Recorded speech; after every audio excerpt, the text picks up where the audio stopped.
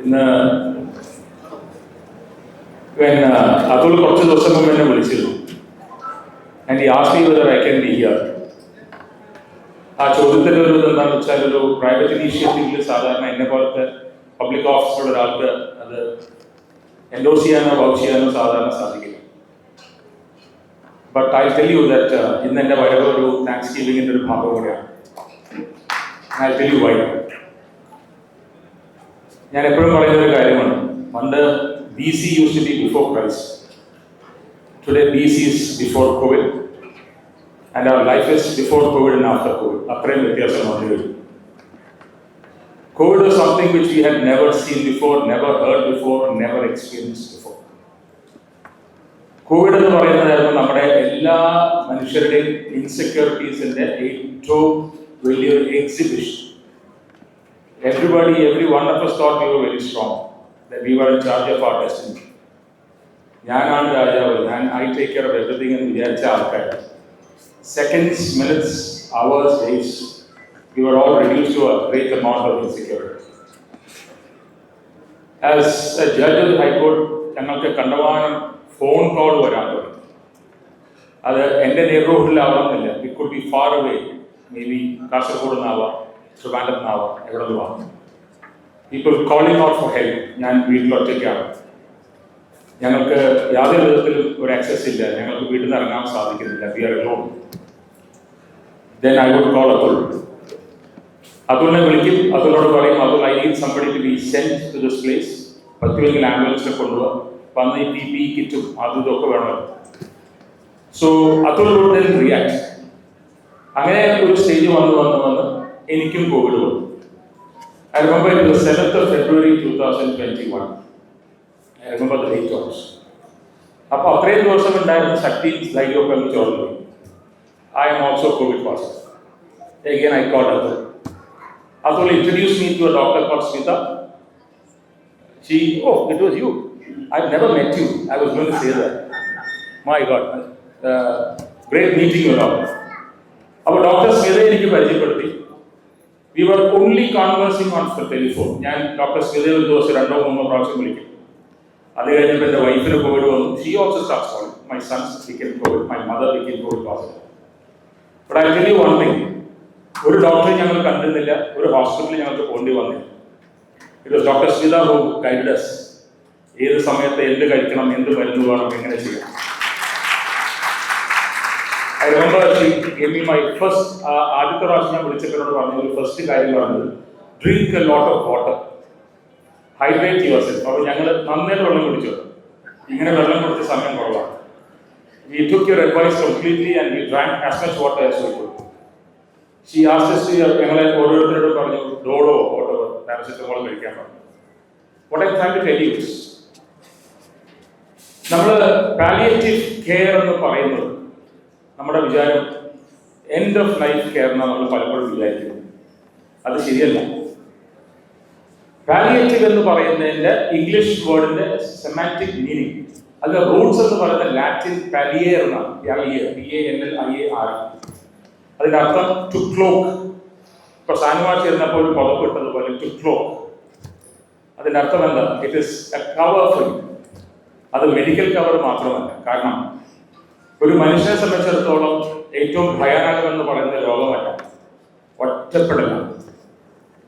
രോഗം നമുക്ക് എല്ലാവർക്കും വരും. വി വിൽ ഓൾ ബി സിക്ക് or we have always been സിക്ക്. നമ്മൾ ചെറുപ്പത്തിൽ നമ്മൾ സിക്കായിരുന്നു, നമ്മൾ എപ്പോഴും നമുക്ക് സൂക്കേട് വരാറുണ്ട്. നമുക്ക് സൂക്കേടല്ല ഭയം, സൂക്കേടുള്ളപ്പോൾ നമുക്ക് സപ്പോർട്ടുണ്ട്. There may be a time and there are people around us, അവർക്കൊരു വയ്യായ്മ വരുമ്പോൾ, സൂക്കേട് മാത്രം ആവണമെന്നില്ല, എന്ത് കാരണം കൊണ്ട് അവർക്കൊരു വയ്യായ്മ വരുന്ന സമയത്ത് ഒറ്റപ്പെടൽ എന്ന് പറയുന്നത് വല്ലാത്ത ഭയാനകമായ ഒരു സിറ്റുവേഷൻ. ഒറ്റപ്പെടാത്തൊരു മനുഷ്യൻ ഈ ലോകത്തുണ്ടെങ്കിൽ അത് പലപ്പോഴും അത് വളരെ വലിയ സിക്കാവും. ഇപ്പൊ നേരത്തെ സാനുമാഷ് പറഞ്ഞു, ജസ്റ്റിസ് വി ആർ കൃഷ്ണനെ പറ്റി പറഞ്ഞു, എൻ്റെ ഗുരുവാണെന്നുള്ള നിലയ്ക്കാണ് ഞാൻ പറയുന്നത്. He was a man who was always surrounded by people. അദ്ദേഹം 99 വയസ്സിലാണ് മരിച്ചിട്ടുള്ളൂ. ആ എൻറ്റയർ 99 വയസ്സിലും എൻ്റെ ഓർമ്മയിൽ അദ്ദേഹത്തിന് കൂടെ ആളില്ല. He never became very ill. ആ ഒരു ശക്തി, ഹ്യൂമൻ ടച്ച് എന്ന് പറയുന്നത്, ലോകത്തിലെ ഏറ്റവും വലിയ ഒരു മെഡിസിൻ എന്ന് പറയുന്നത് ഒരു human touch and a human presence ആണ്. ഇത് പലപ്പോഴും നമ്മൾ ഓർക്കാറില്ല. കാരണം നമ്മൾ when we are young and നമ്മൾ physically we are doing well, നമ്മൾ ആ ഒറ്റപ്പെടൽ നമ്മൾ പലപ്പോഴും നമ്മൾ എക്സ്പീരിയൻസ് ചെയ്യുകയും നമ്മൾ അതിനെപ്പറ്റി ആലോചിക്കുകയും ചെയ്യും. There will be a time. നേരത്തെ അതുൽ പറഞ്ഞ് നമ്മളെ പേടിപ്പിച്ചു, നിങ്ങളെല്ലാവരും കിടപ്പിലാവും. I don't think so. നമ്മളെല്ലാവരും കിടപ്പിലാവണമെന്ന് എനിക്ക് തോന്നുന്നു. പക്ഷേ നമ്മൾക്ക് പലപ്പോഴും നമ്മൾ വിചാരിക്കാതെ തന്നെ നമ്മൾ ഒറ്റപ്പെടൽ ഫീൽ ചെയ്യാൻ തോന്നും. അവിടെയാണ് ആ presence of a human soul വളരെ ഇമ്പോർട്ടൻ്റ് ആണ്. കാരണം ആ ഒരു കണക്ഷൻ എന്ന് പറയുന്നത് ഒരേ ഈശ്വരൻ, നമ്മൾ എന്ത് വേണമെങ്കിലും പേരിട്ട് വിളിച്ചോ, ഇറ്റ്സ് എ സെയിം ആ ഒരു കോസ്മിക് ഫോഴ്സ് ആണ് നമ്മൾ ഓരോരുത്തരും ഉള്ളത്. Imagine if you are very നമ്മൾ ഫുള്ളി നമ്മൾ ഹെൽത്തി ആണെന്ന് വിചാരിച്ചോ, നിങ്ങളെ ഞാനൊരു റൂമിൽ 2 ദിവസം കൂട്ടിയിട്ടാൽ I will get out a person who is got a psychotic shock. അപ്പോൾ അത്രയ്ക്ക് ഭയാനകമാണ് ഒറ്റയ്ക്ക് എന്ന് പറയുന്നത്. അതുകൊണ്ടാണ് അരികെ എന്നുള്ള വേർഡിന് വളരെ ഇമ്പോർട്ടൻസ് വരുന്നത്. I am with you, I am by your side, ഞാൻ കൂടെയുണ്ട് എന്ന് പറയുന്ന ഒരു സിറ്റുവേഷൻ. പണ്ടൊരു തമാശയ്ക്ക് പറയുന്നത് എഫോർഡ്സ്, ഞാൻ കൂടുതൽ സമയം എടുക്കുന്നില്ല, സോറി, another 2 minutes. നമ്മൾ ഒരു പ്രോവർബ് അല്ലെങ്കിൽ എഫോർഡിസം നമ്മൾ പറയും, everybody wants to get to be very want to live long. Everybody wants to live long, but nobody wants to get old. നമുക്ക് എല്ലാവർക്കും കുറേ ജീവിക്കണം, 100 വയസ്സ് വരെ ജീവിക്കണം. നമ്മൾ we don't want to get old. പക്ഷേ സത്യാവസ്ഥ അങ്ങനെയല്ല. We will all get old. Certainly we will get old. We are getting old. നമ്മളിപ്പോൾ ഞാനിപ്പോൾ 56 years ജീവിച്ചു എന്ന് പറയുമ്പോൾ I am 56 years old എന്ന് നമ്മൾ പറയും. We don't say 50. How old are you? എന്നാ ചോദിക്കും. So you are getting old. Every passing day is a day of getting more and more old. പക്ഷെ അതല്ല, നമുക്ക് ഭയം അവിടെയല്ല. ഭയം എന്ന് പറയുന്നത് ഞാൻ നേരത്തെ പറഞ്ഞതുപോലെ സപ്പോർട്ട് സിസ്റ്റംസ് ഇല്ലാതാവുമ്പോഴാണ്. അവിടെയാണ് സാനുമാഷ് പറഞ്ഞതിൻ്റെ ഒരു പ്രസക്തി ഭയങ്കരമായിട്ടുള്ളത്. ആ എംപത്തി എന്നുള്ള ഫാക്ടേഴ്സ്. നമ്മൾ ഏത് കമ്മ്യൂണിറ്റി മെഡിസിൻ ആയാലും ഏത് സപ്പോർട്ട് സിസ്റ്റത്തിലായാലും ഇറ്റ് ഇസ് ഡ്രിവൺ ബൈ കനിവ്, ഇറ്റ് ഇസ് ഡ്രിവൺ ബൈ കരുണ, ഇറ്റ് ഇസ് ഡ്രിവൺ ബൈ എംപത്തി.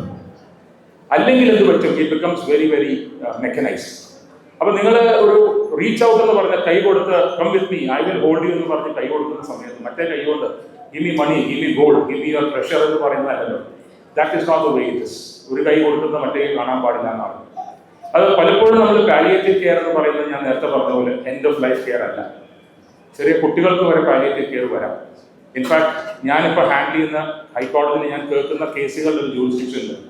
പലപ്പോഴും നമ്മൾ കാണുന്നത് മെട്രോപോളിറ്റൻ ഡിസ്ട്രിക്ട്സ് ഒക്കെ തന്നെയായിരിക്കും പലപ്പോഴും കാണുന്നത്. പക്ഷേ അവിടെ ഒരു വല്ലാത്ത ഒരു സൈക്കോളജിക്കൽ ഇമ്പാക്ട്സ് ക്രിയേറ്റ് ചെയ്യും. അവിടെ നമുക്ക് we require people to go out to these people, to reach out to them and talk to them. സംസാരിക്കാൻ ആളില്ലാത്ത ഒരു കാലഘട്ടമാണ്. നമ്മൾ പഴയ സിനിമകളൊക്കെ കണ്ടു കഴിഞ്ഞാൽ യു വിൽ സീ നമ്മുടെ മനസ്സിനോട് ഒരു വിവിഡായിട്ട് നിൽക്കുന്ന ഒരു ഇംപ്രഷൻ. ഒരു വയ്യാത്ത ആൾ കിടക്കുന്നു വീട്ടിൽ, തൊട്ടടുത്തൊരു ഡോക്ടർ വരുന്നു, കൈ പിടിക്കുന്നു, ഒരു മറ്റേ BP ഒക്കെ നോക്കുന്നു, കുഴപ്പമില്ല, അല്ലെങ്കിൽ ഇദ്ദേഹം ഞാൻ പിന്നെ വരാമെന്ന് പറഞ്ഞു. That is called a family doctors and home care. അത് ഞാൻ ഡോക്ടർ കുര്യായിപ്പൊക്കെയുള്ള ഒരു വേദിയിൽ പറയുമ്പോൾ I am really sorry to say this. Over the years doctors started feeling we need them to be a family doctor or to go home. അങ്ങനെ ഒരു കാലഘട്ടമാണ്. 70s നോക്കുകയാണെങ്കിൽ എനിക്ക് തന്നെ ഓർമ്മയുണ്ട്, എൻ്റെ ഗ്രാൻഡ് ഫാദറിന്റെ വീട്ടിൽ we had a family doctor, doctor Mahmood. അപ്പോൾ അദ്ദേഹം വീട്ടിൽ വരും, he would be friends with us. അതൊരു ബിലീഫല്ല, that is part of a social commitment also. പക്ഷെ അത് കംപ്ലീറ്റ്ലി അങ്ങ് മാറി. ഒരു 70s 80s ഒക്കെ ആകുമ്പോഴേക്കും ഡോക്ടേഴ്സിൽ വീട്ടിൽ വരിക എന്ന് പറയുന്നത് അത് അവർക്ക് ബിലീഫാണെന്നും അതൊരു ഫാമിലി ഡോക്ടർ കോൺസെപ്റ്റ് എന്ന് ബ്രേക്ക് ചെയ്തു. എന്ത് പറ്റി? We started going flocking to hospitals. ഹോസ്പിറ്റൽസിന്റെ ട്രെൻഡ് മാറിയിട്ടുണ്ട്. ഒരു നഴ്സിംഗ് കെയർ എന്ന ചെറിയ ഹോസ്പിറ്റലിൽ മാറി you become big hospitals, maternal care, tertiary care, secondary care, all those names that you don't know, are super specialists. ഇതിനിടയിൽ പറ്റി ആ റിയൽ നമ്മുടെ ഒരു ഹ്യൂമൻ ഒരു സഫറിംഗ് എന്ന് പറയുന്നത് പലപ്പോഴും കാണാണ്ടായി. It becomes very mechanised, it becomes very very ഒരു സ്റ്റീരിയോടിപ്പിക്കലായി മാറുക. പക്ഷെ അവിടെയാണ് നമുക്ക് ഇന്നത്തെ കാലത്ത് we require a lot more commitment to people at home. കാരണം കേരളത്തിൽ 3.5 കോടിയോ മറ്റോ ആണ് തോന്നുന്നു നമ്മുടെ ഇപ്പോഴത്തെ പോപ്പുലേഷൻ. അതിൽ വളരെ വലിയൊരു പോപ്പുലേഷൻ ജെറിയാട്രിക് ആയിപ്പോയി. Most of the fathers and mothers are living at home without their children, even in India. കണ്ടമാനം വലിയൊരു പോപ്പുലേഷൻ ഞങ്ങളുടെ മുമ്പിൽ കാണും. മെട്രോമോണൽ ഇഷ്യൂസ് വരുമ്പോഴും കുട്ടികളുടെ കസ്റ്റഡി ഇഷ്യൂസ് വരുമ്പോഴും ഞാൻ കാണുന്ന ഒരു കാര്യം, പേരൻസ് ഇവിടെ ഇല്ല. കുട്ടികളെ ഏൽപ്പിക്കുന്ന ഗ്രാൻഡ് പേരൻസിനെ ഏൽപ്പിച്ചിട്ടാ പോകും. ആ ഗ്രാൻഡ് പേരൻസ് വളരെ ബ്ലെസ്ഡ് ആണ്, because they have somebody with them. പക്ഷെ there is a large number of grandparents and parents who are living alone. അവരെ സംബന്ധിച്ചിടത്തോളം അവർക്ക് രാത്രി ഒരു ചുമ വന്നാൽ ഭയമാണ്. അവർക്കൊരു ചെറിയ പനി പോലെ തോന്നിയാൽ ഭയമാണ്. They get scared. ആ ഒരു മോർബിഡ് ഫിയർ നമ്മൾ പലപ്പോഴും കാണാറുണ്ട്. They reach out to people like us. ഇപ്പം എൻ്റെയൊക്കെ ഫോൺ വളരെ പബ്ലിക് ഡൊമൈനിൽ വളരെ അവൈലബിൾ ആണെന്ന് എനിക്ക് തോന്നാറുള്ള കാരണം ഞാനത് എങ്ങനെ അത് ഇത്രയ്ക്ക് അവൈലബിൾ ആയെന്ന് എനിക്കെന്നെ അറിയില്ല. എൻ്റെ പേഴ്സണൽ നമ്പർ വരെ ആൾക്കാർ വിളിക്കും. I get calls saying that sir can you help us. ഏതെങ്കിലും ഒരാളെ ഞങ്ങളുടെ അടുത്തേക്ക് വിടാമോ എന്ന് ചോദിക്കുന്ന കോൾസ് എനിക്ക് പലപ്പോഴും വരാറുണ്ട്. And that happens even evenings late nights കാണാറുണ്ട്.